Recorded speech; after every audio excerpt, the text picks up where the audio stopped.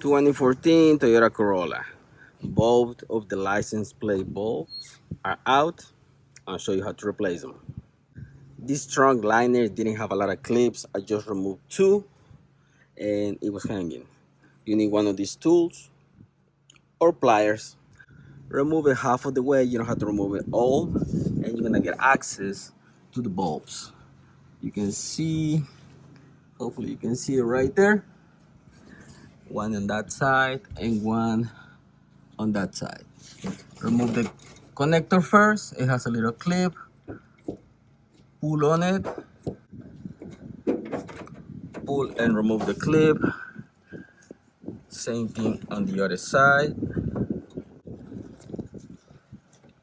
That one is out. To remove the lens, you don't have to push it in. The only thing that you need to do on this side, on the driver's side, on this clip, push it and pull it out. Once you do that, you can just remove it. Same thing on the passenger side. Push and pull it out. Now that I have both of them out, the way to remove it, you see this little cutout in this side and a little cutout on that side. You have to pull sideways and remove it. Same thing for the other one. And if you can see, that's the clip that I was talking about. The other side doesn't have a clip. That's why you push on one side and pull it out. And bulbs. Both of them are out, and I don't want my client to get pulled over. That's why I found these LEDs laying around. I'm gonna put them on and hoping they work, so he don't have any problems with the police. Both of them are in.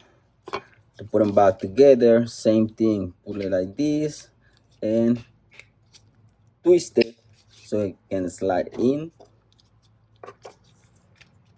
Same thing with the other one.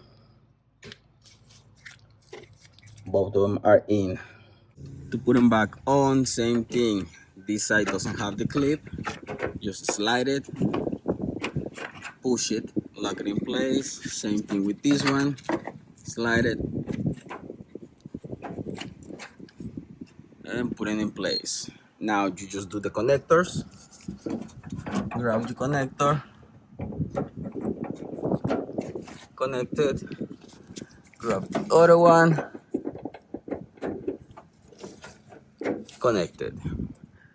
In case that you didn't know, that's how you replace the bulbs on the license plate 2014 Toyota Corolla. Putting these pins back on, at least to have some. In here, I think they pull it way too much. So this one is already damaged. But that'll do it.